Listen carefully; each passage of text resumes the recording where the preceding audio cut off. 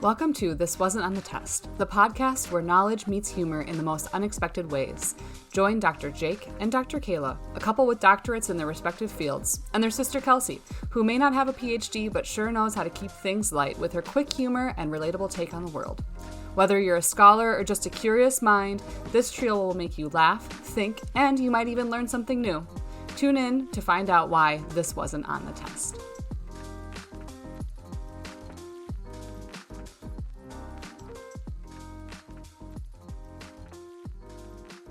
Welcome back to This Wasn't on the Test. I am Kelsey, and I'm here with my not average brother, Dr. Jake Berg, and his wife, that's also not average like me, Dr. Kayla Berg.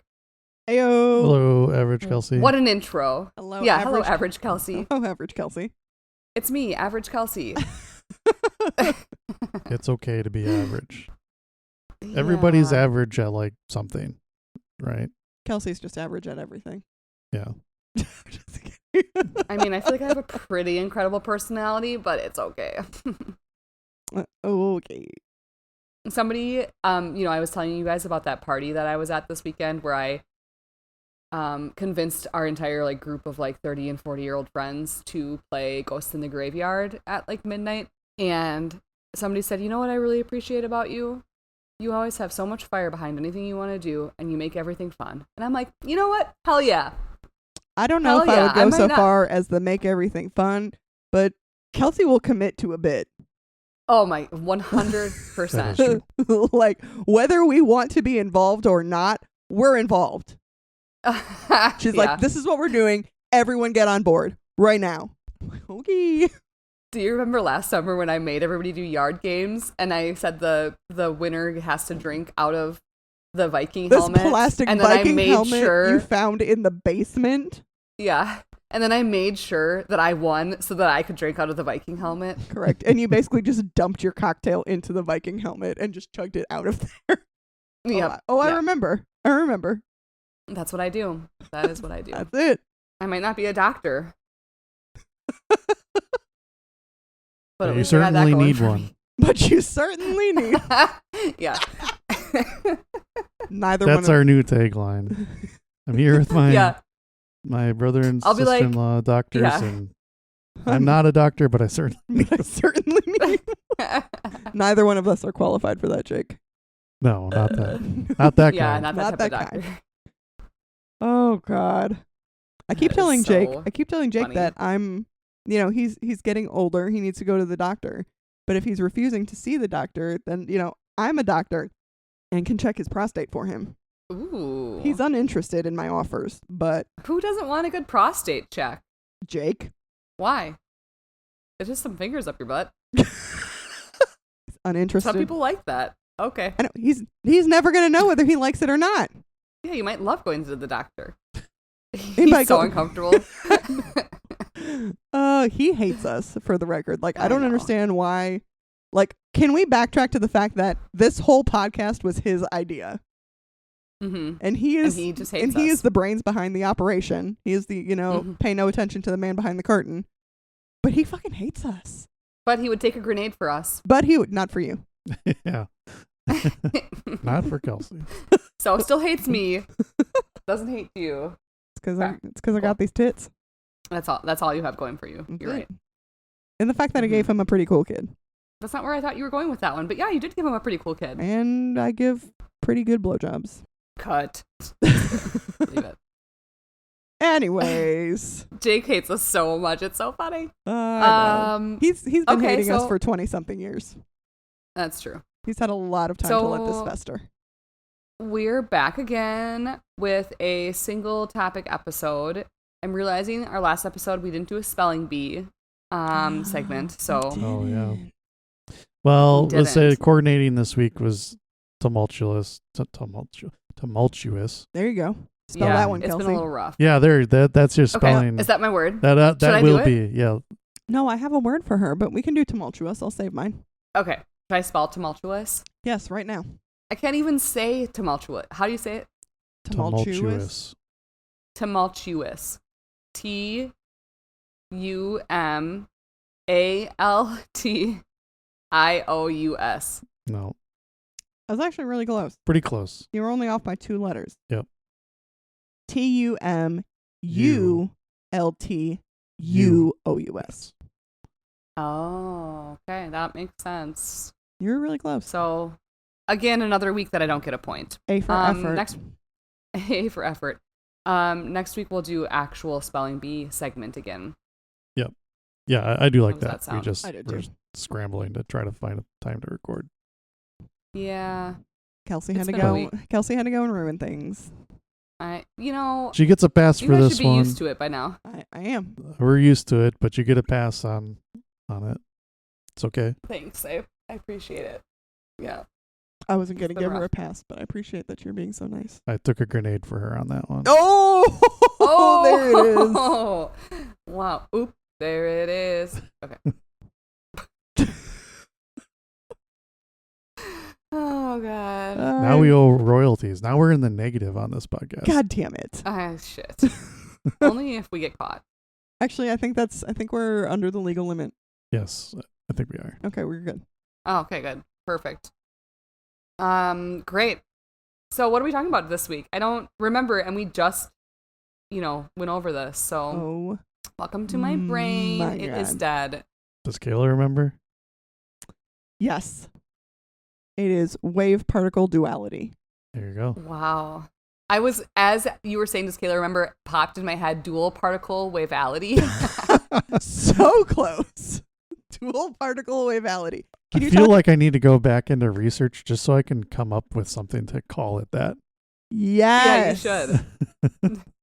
I like the terminology. Particle waveality. Dual particle waveality. Dude, please. That's like the wave nature of entangled quantum particles or something like that. Correct. Yeah. You got some research that's about exactly that? what I was thinking. Kelsey's like, yes, I've been studying physics in secret, and that's, my theory. And then your next theory can be called the Berg certainty principle. Sure. Literally. Yeah, exactly. You're certain that you know a lot about dual particle reality. Waveality. Particle waveality. Get the terms right. Oh, you're right. It's so hard. There's so many terms on this test. You need to study up. Dude. Yeah, that's the season finale of this podcast is the test that you have to take, Kelsey. Live on air. You guys can give me one. I wish you guys should be structuring a test. Kayla, get to it. You're the teacher here. I think we make it to like episode 50, and then Kelsey has to have a comprehensive exam. Yeah. Does it include a prostate exam? I will give you a prostate. Yeah. We'll throw that in for free. If you get at least 80% of the questions right, I'll throw in a free prostate exam. Wonderful. Do I even have a prostate? No. I'm a woman. You don't. Okay. But I will check and make sure, just to be certain. Okay. Great. Thank you. I need to Kelsey prostate certainty principle. I need to be certain Kelsey doesn't have prostate. Yeah, that would be weird. Mm-hmm. Oh, God. Not you checking me. It would be weird if I had a prostate. Oh, yeah. No, I understand. Yeah. Mm-hmm. Great. So anyways, we're talking about wave practicality. What are we talking about? What's in your cup, Kelsey? It's water. Okay. Wave particle duality. Okay. So today this wasn't on the test. We're talking about wave particle duality. There you go. Good work. Woo! We got there. Got it. Dr. Jake, give it to us. We're going right in? Give it to us raw. Yeah. Okay, Kelsey, what's wave particle duality? Hell yeah! Okay, let me think here. I gotta search my brain. All of the depths of it. I'll give you a hint. It's right in the name. Oh, really? Interesting. Okay, it has to do with like something with fingertips and 2 waves. I'm over here trying to mime it for Kelsey. It's not going well. I think it's about like the particles and how they move and like in waves, and then it has to do with like there's something about 2, like because dual is 2. Yeah. So like there's 2 particles and they move in sync of each other, and it's the study of finding particles that will never collide because they're moving in wave. Well, you kind of was starting along the right path, but then you kind of went away with it. But the main part of it is just that, like, pieces of matter that are moving can have properties of both that are particle-like and wave-like simultaneously. Oh. So that's what the duality means, is that there's things that they behave like particles and they behave like waves. Oh, were your fingertips particles? Yes, my fingertips were particles. Cute. So this episode's going to be a little bit pop quiz-ish, I guess. Because we need to talk about some things. So I think people kind of have a good handle on the nature of how particles move. I think that's the intuitive part. Like, things just I think that's like basic science, move right? through space with a speed, and like they bounce into things, and momentum, transfer of momentum, and like the really basic physical principles I think that particles follow are pretty intuitive. People understand that. But I think waves, unless you've really kind of thought about it, you probably haven't, don't know a lot of like the inner workings of waves. So I just wanted to like break down, first of all, like the different parts of a wave. And I want you to tell me what parts of a wave each of these things are. So first thing is the easy one, the wavelength. What's wavelength? Like literally the length between the waves. Yeah. Is it like peak to peak? Right. Yeah. Okay. Oh, okay. So like a wave, you can think of it, like I always think of this in terms of math, and that's kind of a bad way to explain it. But, just like a constant, like up and down type of signal. But like that's regular, I suppose, in this case. But like the wavelength would be the distance between one peak to the other peak in that signal. So like I'll say a sine wave, which is like a type of trigonometric function, but the way that you would plot it on trigonometric. Yep.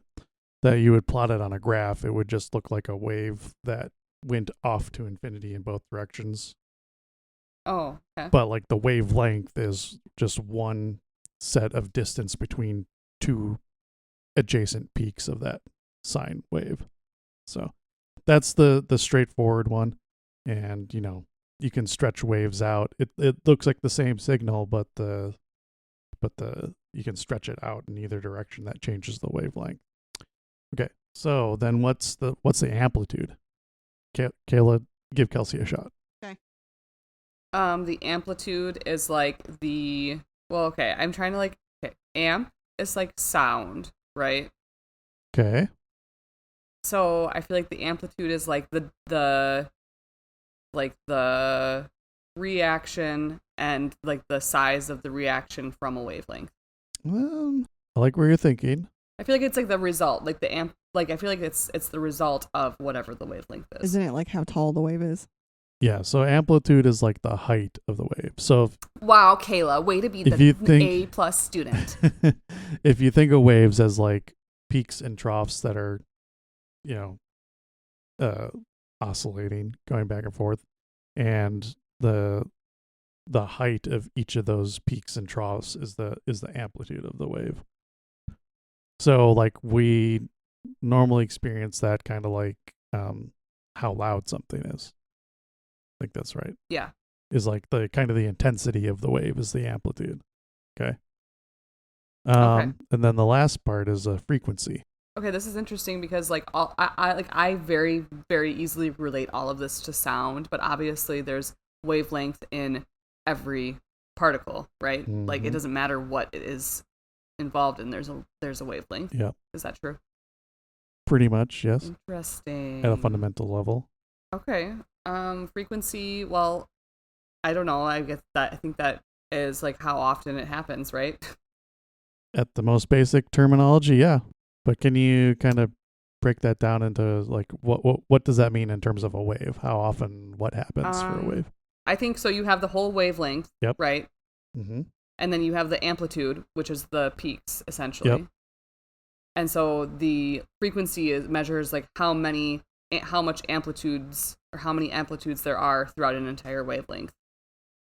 Oh, you're so close. There's only one amplitude. There's one peak and one trough in each like wavelength. But you're really close. I will say that. Okay.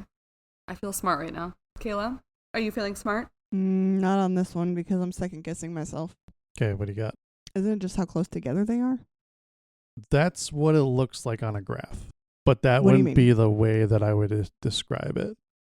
Really. If you would plot it if you had a plot of a wave where one of the axes is time, then how close the peaks are to each other would be. Because it's complicated. Because the wavelength would be how close Right, the peaks that's are where together. I was second guessing myself. In some case, in some sense. But if you're plotting on time, it would also be how close the peaks are to each other. That's the hint. So is it just like the plotted over time? how many waves happen in a set amount of time? That's exactly right. Yeah. Okay. Oh. See, I was second guessing myself with the wavelength because I'm like, isn't it? It's got to be like how often they happen, but Yeah. the distance between the peaks is the wavelength. That's where I was second guessing myself. So the way that this is normally taught is if you think of like a gate that your wave is passing through, and you are going to count every time that a peak passes through the gate, and you like divide that by the amount of time you're going to measure. So let's say 1 second. So however many times the peak passes through the gate in 1 second is the frequency. Oh. So for sound, that's the one that I think is kind of intuitive to people. You know that each sound has a certain pitch to it. Mm-hmm. Yeah. Right? Do you know how they describe pitches, like musical pitches, in terms of like a number? No. No. Okay. So, what I was getting at is that there's like each note has a certain number that they give it. They'll say like, what such and such hertz. So like 400 hertz is this pitch. I don't know if you've heard that. Hertz. Hertz. Yep, hertz. Not Hertz, Hurts. No. This no. hurts. No. So each pitch that you hear has a certain frequency to it. That's what the pitches are, is the frequency of a sound wave. Okay. Okay. So that's how we experience the frequency of different sounds that's how we experience the different sound pitches is the different frequencies that the sound waves are moving at, or that they are. So sound will like move at the same speed but have different frequencies, which make us experience different pitches.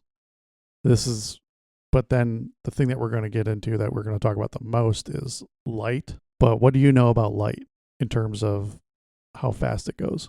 I mean, isn't it like the fastest thing in the world? Or like in the universe? True. But what's special about the speed of light? Does this have to do with like the electromagnetic spectrum? It will, That to a degree. the fact that we can only see certain frequencies of light. Well, that's a more human thing than it is Oh, a physics thing. Fuck. But what about what about the speed of there. light? It's fast as fuck. It is. Okay, cool. You're welcome. Buzz Lightyear goes faster than the speed of light in his movie. Nice. Good work, Kelsey. Okay, that's true. I wasn't thinking that, but yes. And then he ages a lot. Yeah. Or no, he doesn't age. Everybody else ages. But why does that happen? We talked about this. Yeah, we did. Like, talk about why this. does that?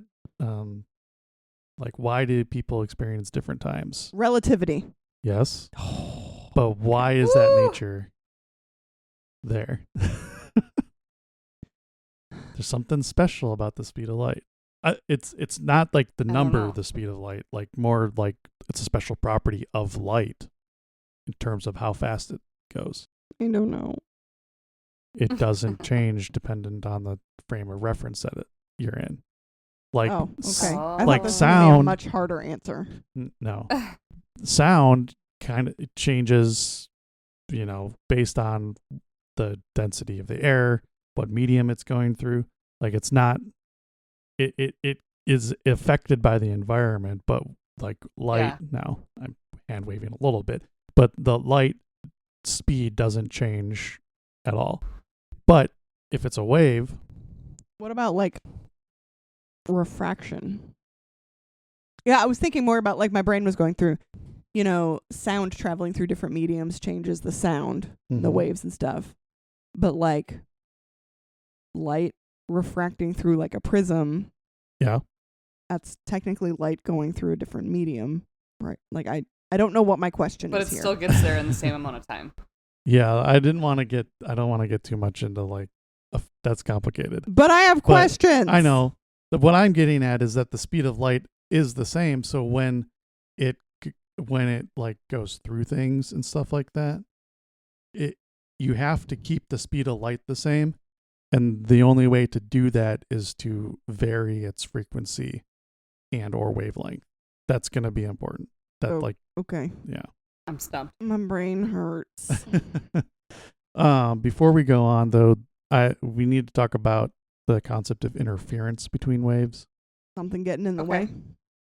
Well, this is more has to do with like when two waves are kind of occupying the same space. Oh, and then they start to move in tandem. Yeah, but like what happens? Like, do they take on each other's properties? Kelsey, the waves aren't fucking. Calm down. Could be. Like, think about, like, I don't know if you've ever thought about this, but like in a pool, if you have like two waves that are caused at the same spot, like what happens when those waves hit each other? They go like backwards. They kind of no, they like meet and then go into each other and then start waving together. So Kelsey's close there.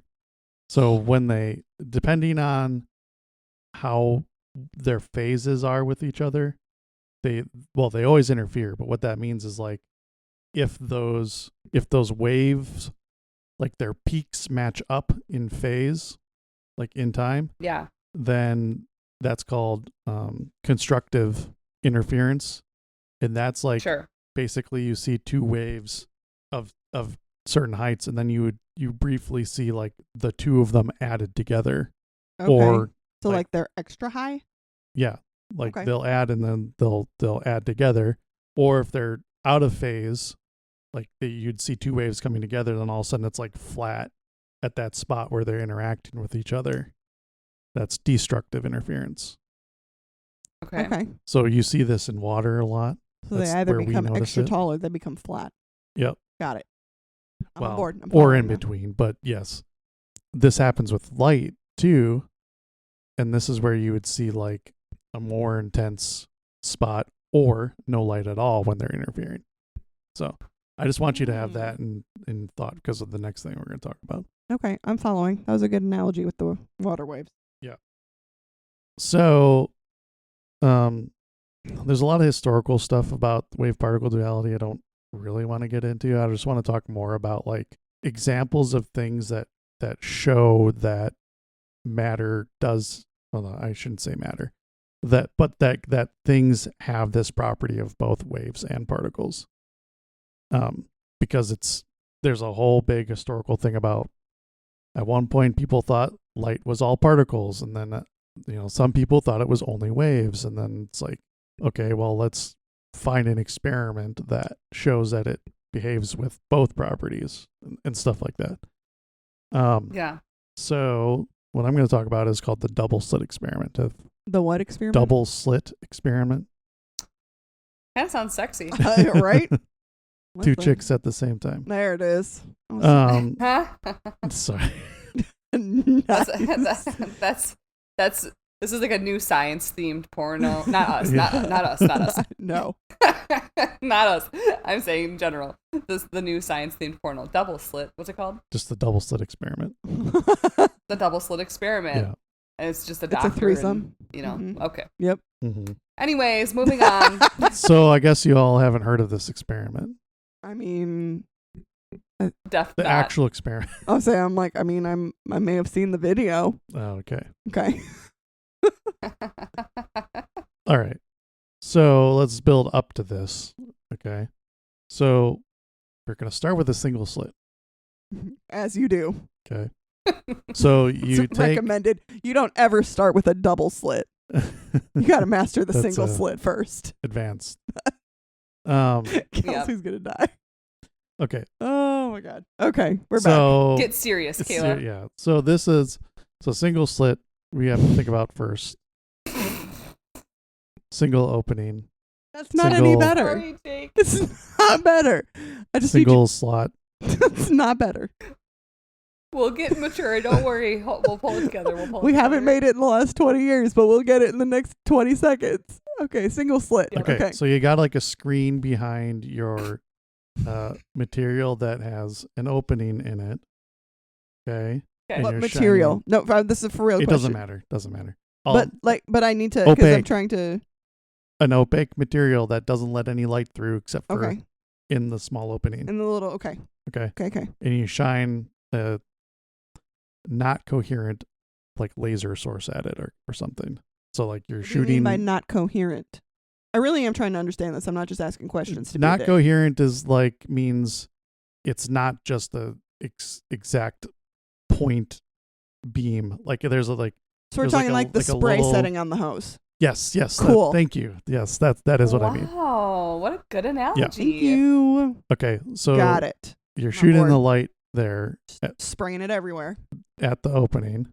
Spraying it everywhere towards You the did slit. that. I did it. And- I didn't do it on purpose, but then as it came out of my mouth, I And then realized. you've got like a screen at the end, at the other side of it. Okay. Okay. Okay. What? Like a second screen. It's like you have So your you've got a opaque thing- material with your slit. Yeah. And then a screen behind it that like the light would be hitting if there wasn't something. Got it. Okay. But, there's an opening there, so there's a small amount of light that can get through. Okay. What do you see on that screen that's behind there? I mean, wouldn't it just be a tiny little like sliver of light? Well, this is not, yeah. So yes, but it would be like bright right on the other side of where the opening was, and then like it would kind of fade on both sides, going to the, like, the left and the right of it. It'd be Okay. like a splatter. It would be like Yeah, you'd see the most dispersed out intense. evenly. You'd see the most intensity, at the middle, Uh-huh. and then kind of fading on both sides. Yeah. Makes sense. Yep. I'm Right. on board. Buying in. Check. Okay. So now let's what happens when there's a double slit? let's put a second slit right next to that first one. Okay. Okay, And so we're on the same. Okay. We don't have like, okay. So the same piece of opaque material, two Yep. slits next to each other.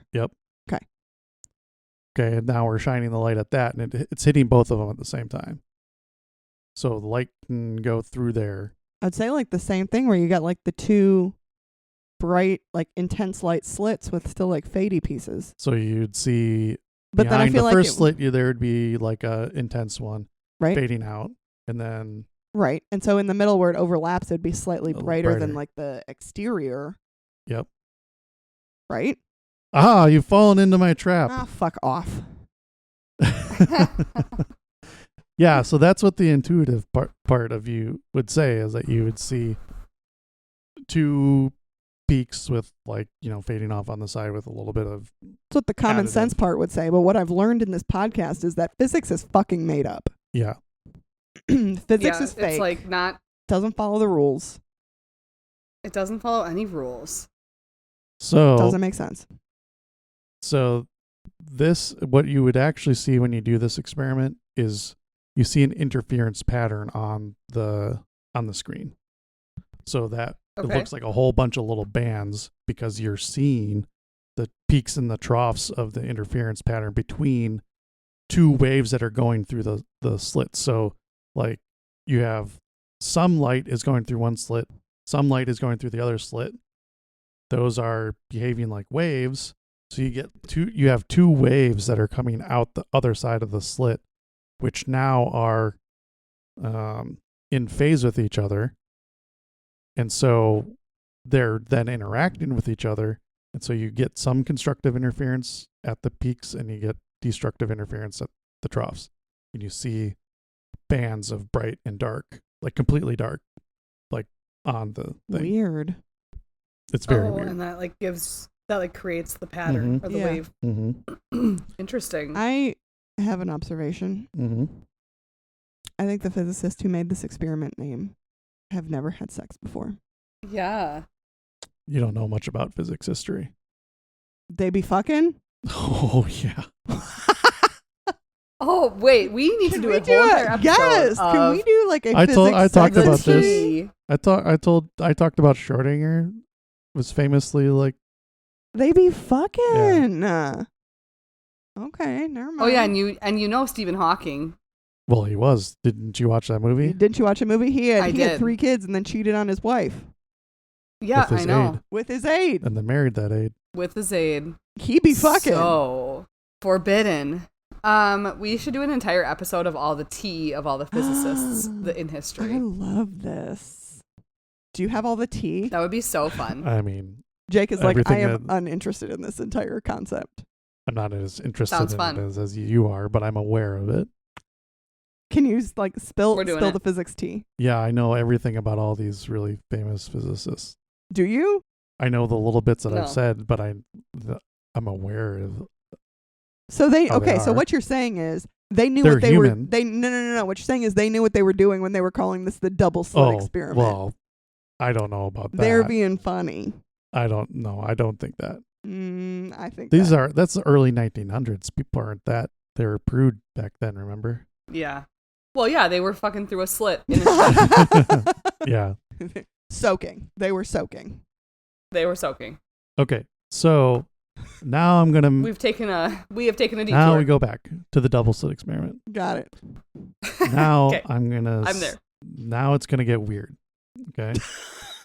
It already wasn't. Now it's going to get weird. It wasn't weird already? Okay.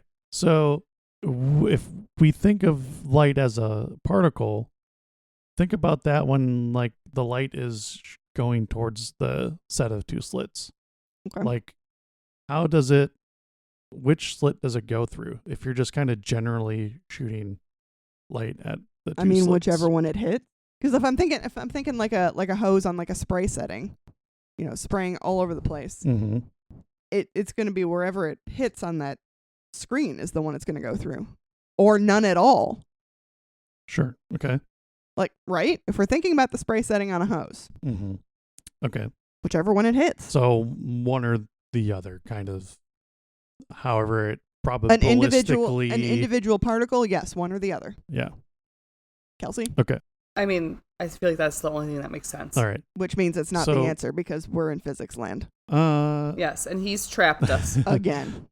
The point being that there's some probabilistic thing about where the particle got sent to when it got created and sent towards there, and it goes through the slit, one or the other. Yeah. Yeah. Okay. That's good. That's fine. Let's But it's change wrong. the experiment. No, it's not wrong. It's not wrong. But let's change the experiment. So let's say we have our device that can shoot exactly 1 photon out. Okay. Mm-hmm. And we do that, and we shoot that at the screen. Is that how it looks? And it's going Like to a go through one of device? the slits and hit the back of the screen, and we record where that hits on the back of the screen. Okay. Okay. And then we wait some time, a long enough time that these don't like exist at the same time as each other. And we do that again. And we shoot another particle at the set of slits. And then it goes and records there. We just do that again and again over a long enough time and can record where they end up on the screen back there. Okay. What does that look like behind on the screen? I mean, it's going to... I know the answer, which makes sense, which means it's the fucking wrong answer because physics is horseshit. So the answer that makes sense Mm-hmm. is it's going to be like if you're doing an individual photon, it's whatever slit you're aiming it at.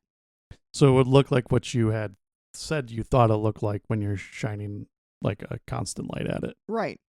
Which means that the actual answer is like, you shoot these photons through and it ends up drawing a picture of an elephant on the back. I don't fucking know. Physics is stupid.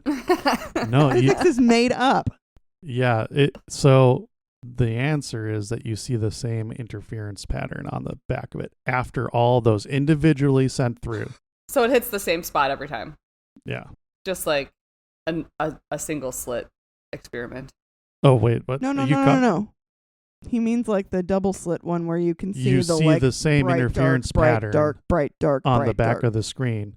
Oh. Even though But- the particles all traveled through that set of slits independently of each other.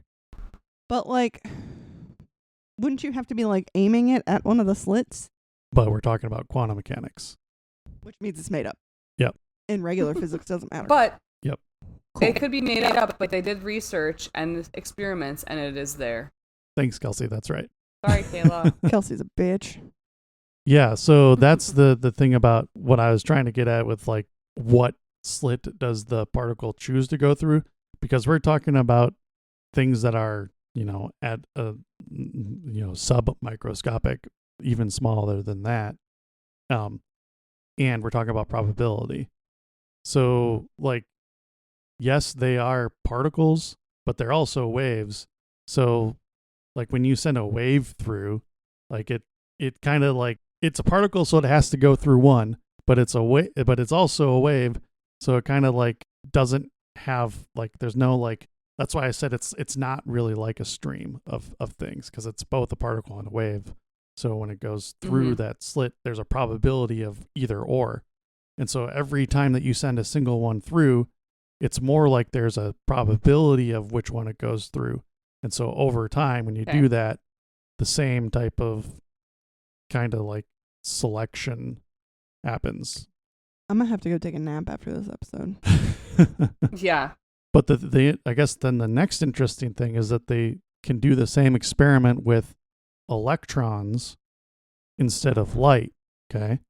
And now we're talking about a piece of matter that's an actual, like, has mass and everything, but doing the same thing where you're sending a stream of electrons at the set of slits and doing the same thing, recording on the screen. You want to try to guess what you see when you do that with electrons? Probably the same thing. The same thing. It's finally making sense. So wow, even, you're so smart. like light, you can think, because we think of like the color of the light is like the wavelength that we see, and I think it's a little bit, it doesn't have like substance like you think of in terms of matter. And so I think it's a little bit more, I don't want to say convincing, I guess, to think of it as a wave, that you can believe like the interference pattern. But then when you're talking about a particle which has mass and is made of matter and sending it through these slits, that also obeys the interference type thing there. So that's what shows that pieces of matter behave like waves as well on top of particle behavior. So, yeah. Does your brain hurt yet? Yes. Yeah, it does. So that's kind of like the pretty convincing experimental exhibition that things behave both like particles and waves. Oh, it was an exhibition, that's for sure. So, any questions on that before we move on? I don't even know how I would No, ask my a brain is question. blown. Yeah. This is an interesting one, but it's definitely very unintuitive and everything. So, this is gonna sound. I don't even know how to help the dumb people understand that. Well, I'm doing my best here. Yeah. I understand it on a pretty minimal level, but I do think I'm understanding. Like the main thing to understand is that it's really weird that they behave with both qualities. I think the only thing to understand here is that physics is made up and these scientists are horny. Yeah. Yeah. So that's all today from This Wasn't on the Test. If you're dating a scientist, get yourself checked. Okay, are we ready to move on? So my last question, just a couple things, but maybe it sounds out of left field, but here it is. Like, how do solar panels work? This is applicable. What in the fuck? I mean, so like light. They convert light. Waves. They convert light to electricity, like sunlight to But electricity. when water waves are moving through and they just bounce off of things, like water just bounces. It's a wave and it bounces off. Because it has to be a photon. Okay. Yes. No. Wow. I mean, yes, that's true. But what about that? Okay, wait. I get it. I have it. Okay.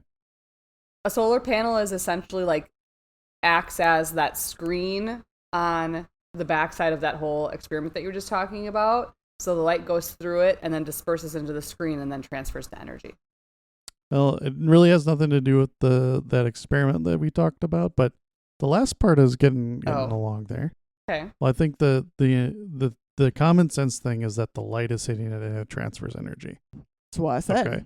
Yeah. Well, but light has no mass, right? Okay. So when it hits something, how does it normally, like if I hit you, I'm transferring energy because you could have done that because my mass is hitting your mass. Ow, Jesus Christ. Oh, that hurts. Fuck off. Don't stop touching me. So like, but if I didn't have mass, like there's no matter there to transfer energy. Okay. I don't know. It just like absorbs the photons, like eats them. I guess that's kind of along the right sense, but that's the important thing to think here is that these are particles / waves with no mass, and they're hitting something. I mean, that's kind of a misnomer, really, if you think about it. Hitting something and transferring their energy without having any mass. They have special photon collection nets. Well, big photon energy. I mean, the point. Photon energy. I mean, the simple explanation is just that it's another like sign that they're waves and particles, because they are particles. They can transfer their momentum, like kind of like bowling balls, but with light. Sure. But the interesting thing about that, with like solar panels, is a thing called the photoelectric effect. And I think this is the thing that Einstein actually got the Nobel Prize for. Outside of, wow. I think that's right. Was he I need fucking? to look at it. You know what? I don't know if he, out of all the physicists, I'm not sure if he was. Listen, I've seen Oppenheimer. I know he was fucking. Yes, he definitely was.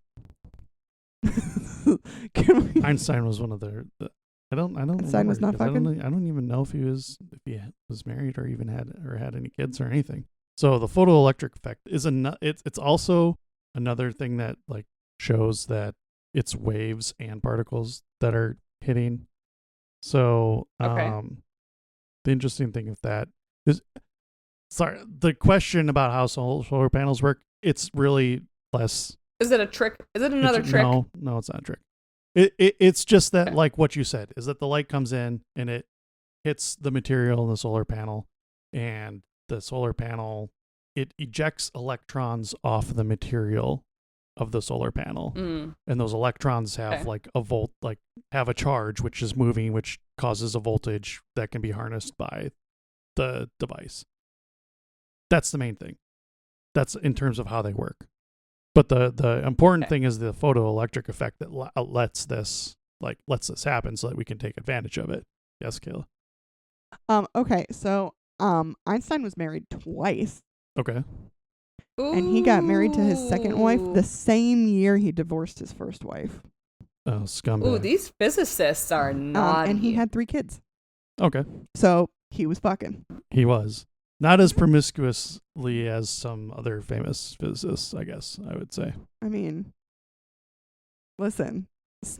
He at least didn't get in as much trouble for it. This is my favorite new part of this episode. Physicists. Yeah. Were they fucking? How horny was the person that was behind this? Correct. Yeah.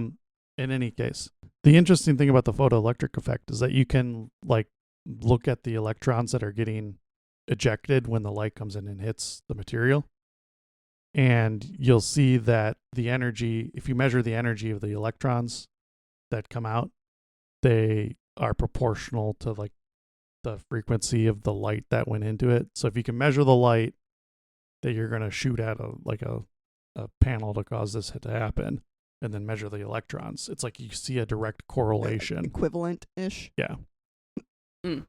And part of that is what I was getting at with the speed of light doesn't change.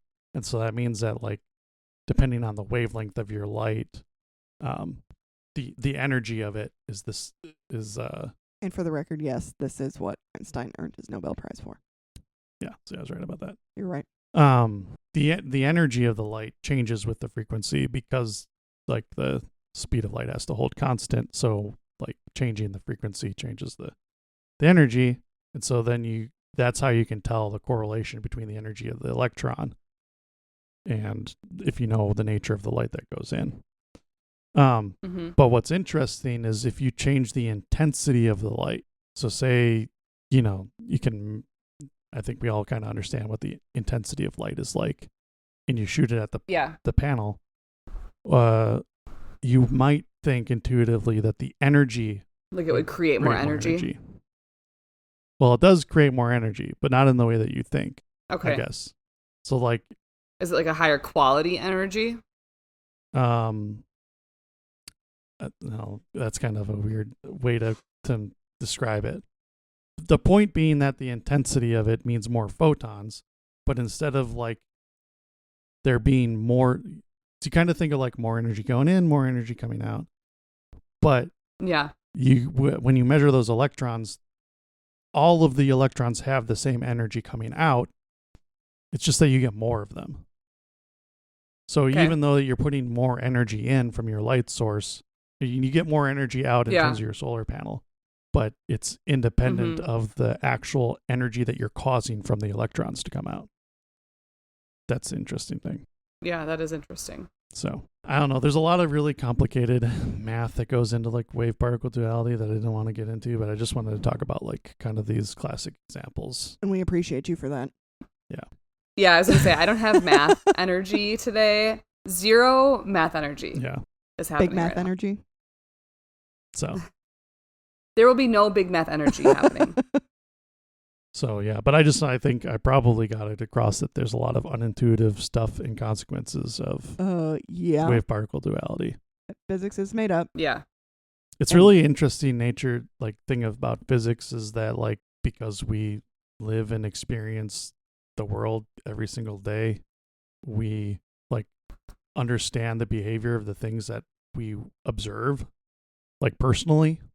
Mm-hmm. Sure. But all this like weird stuff that happens at like that level, I guess it's kind of always been fascinating. Completely unintuitive. Yeah. Also, physicists are horny. True.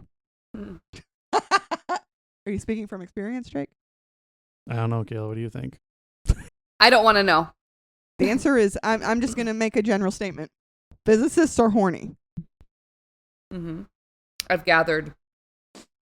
All of them. All of them. I'm only interested in the historical physicists. I'm not interested in like current time physicists. I don't want to know anything about them. Contemporary physicists. I want to know 0 about those ones. Oh God. I already know too much. Contemporary ones will eventually become the historical ones. Mic drop. So yeah, I don't know. That's what I had for today. Thought all that is interesting. I liked it. I think you did a good job. I liked it too. I think you did a great job, and I'm glad that you worked in a dual slit situation. That was really cool. The only thing Kelsey learned: double slit. I know. Torque horny. Yeah. No, I mean that was a really good analogy. I was actually like Kayla said, like the water sprayer. I was kind of like seeing it as like a spray can bottle, and that kind of makes it a little bit easier for me to like imagine. I don't know why. So I feel pretty much smarter, but also my brain's a little bit dead from that explanation. So thank you for 100%. that. What are we talking about next week? Next week is Kayla's week. Yep. Before we say that, I was just gonna say like it'd be really awesome if we ever got any emails. If anybody has any questions about this, that we could take some time and answer and do any follow-ups if people ever had any little Q&A section. Any questions. Yeah. So listener questions. We need to have like a listener power hour. And if you know us well enough to text us, you can text those questions too. Yep. Yes. Jake's number is 555-525-5555. Seriously, Kayla? You just gave that out? You gave his number out publicly? I know. Wow. Also, if you want to tell me that I'm wrong about things that I say, I'll tell you. I already know that I say lots of wrong things. So You can keep telling me that. Jake is That's fine. preemptively accepting his errors, so you don't need to tell yeah. him he's wrong. He already knows. Yeah. But go ahead and Well, give us the engagement because it will help us. yeah, right? I don't care what you say. Just engage. Tell Jake he's a dumbass. No, I'm just kidding. Yeah. Go ahead. All right, my And topic. I'll agree with you. Go ahead. Yeah, your top. Okay, so your topic for next week. Mhm.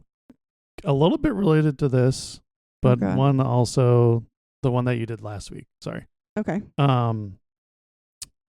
And I guess I was just gonna give you like being the parent of a student that you currently Oof. have, Okay. and I mean, and in a general sense too.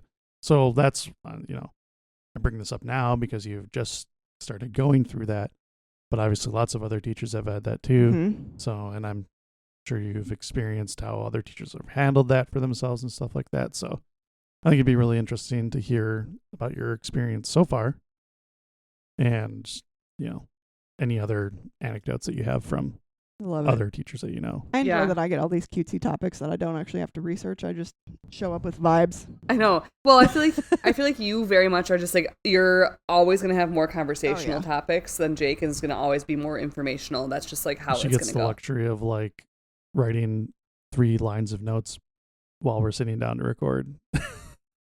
Right. That's what happens. You know what, Jake? That's what happens when you go for a doctorate that's really easy to obtain versus a doctorate that's hard to obtain. Fuck you. That's a really good point, Kelsey. Thanks for putting that in context. Listen, Thank you. my doctorate, my Yes, you're so thesis welcome. was longer than his, and I didn't have pictures. So he only wrote about half as much as I did because he had giant pages of They pictures. say that the length isn't Zero yeah, pictures. They say that the length Oh, isn't size does matter. My thesis is bigger than yours. Thesis? We're talking about your dissertation, bitch. Same thing. It's They're the same pretty thing. interchangeable. I'm not a doctor. I don't know this shit. Thesis, dissertation, it just depends like what school you went to. Like it's the same thing. But mine's bigger, so Cute. Okay. he hates me. Great. Well, like always, thanks to everybody for listening. We would love it if you would like and subscribe, follow us on social media.